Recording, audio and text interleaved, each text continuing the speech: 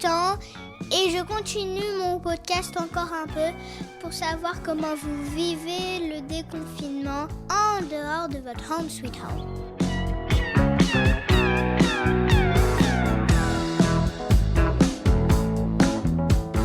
Pour ce 47e épisode, je suis très contente d'avoir une illustratrice de livres, de BD.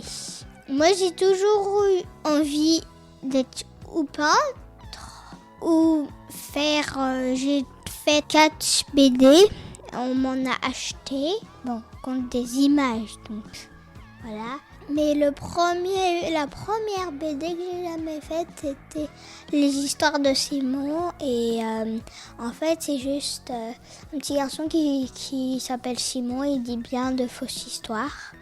Et c'est un peu comme les blagues de Toto, mais on peut dire moins drôle peut-être. Bon, voilà. Donc, pendant le confinement, je vous ai déjà dit, j'ai fait des cours pour dessiner les personnages de Disney. J'espère que ma maman, elle pourra me prendre un prof sur l'ordinateur. Je reviens à Caroline Gaujour, qui a sorti un album il n'y a pas longtemps qui s'appelle Ma vie de licorne. Et elle raconte comment elle a eu des idées de dessin pendant le confinement. Elle a vu plein de choses à mon avis qu'elle n'a jamais vues. Écoute, Caroline Gaujour.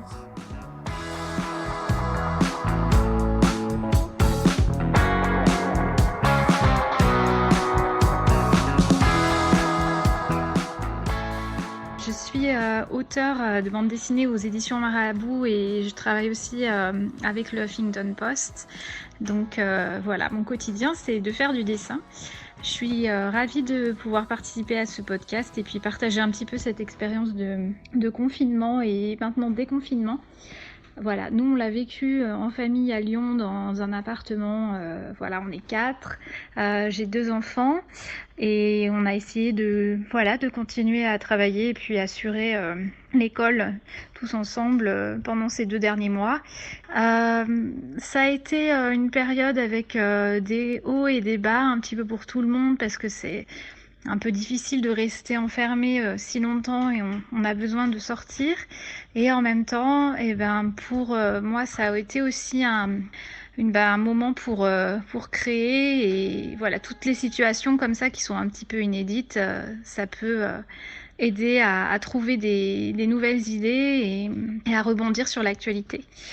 Du coup, on va dire que j'ai un peu profité du confinement pour faire une série de vignettes qui décrivaient un petit peu comment on vivait tout ça. L'école, la maison, les devoirs, comment trouver un petit peu des idées pour occuper le quotidien, s'évader et tout. J'avoue que j'ai quand même hâte qu'on puisse retrouver une vie normale, même si ça va pas être tout de suite, parce que j'ai moins de temps que d'habitude pour travailler. Mais c'est vrai que c'est aussi une source d'inspiration. Donc peut-être, je sais pas, dans mon prochain livre, il y aura peut-être un petit peu de confinement à Lyon. Ensuite, là, les librairies ont rouvert, donc j'espère que les gens vont pouvoir continuer à acheter des livres. Je pense qu'il y a beaucoup de livres qui ont été commandés pendant cette période, donc j'espère qu'on pourra continuer notre activité d'auteur pour tous les gens qui dessinent et qui écrivent, que les choses vont un petit peu rentrer dans l'ordre.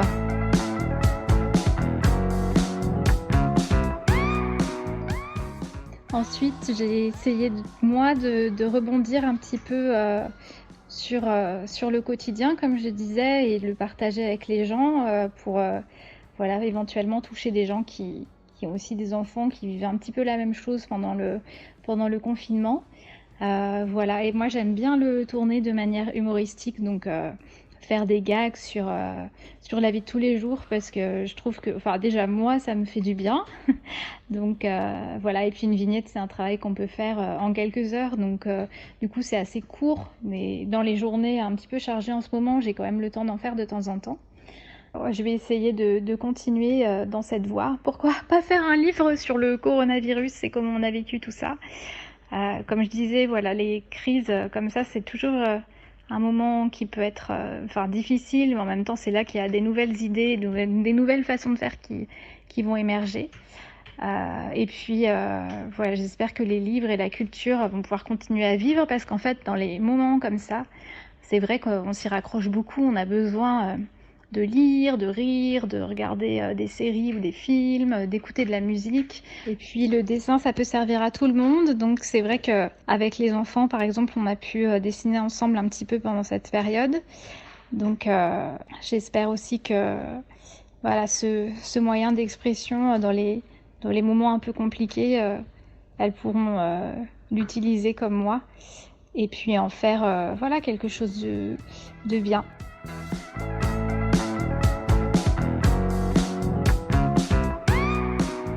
Et je trouve que l'art, c'est très important.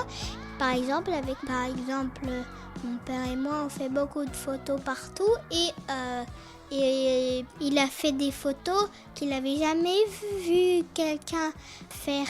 Parce que, en fait, dans la photo, on voit tous les gens en face de notre maison, sur leur balcon, mais tous sur le balcon, parce qu'ils n'ont rien d'autre à faire, à lire ou à s'asseoir et prendre un coup de soleil. Et voilà.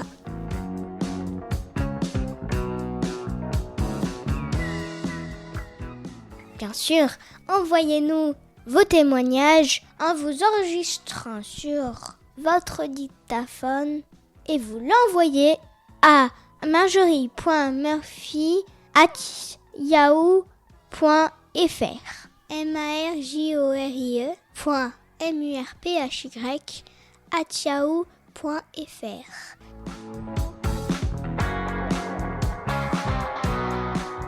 Et n'oubliez pas, mettez-nous des petites étoiles et des commentaires sur toutes les plateformes de podcast. Merci.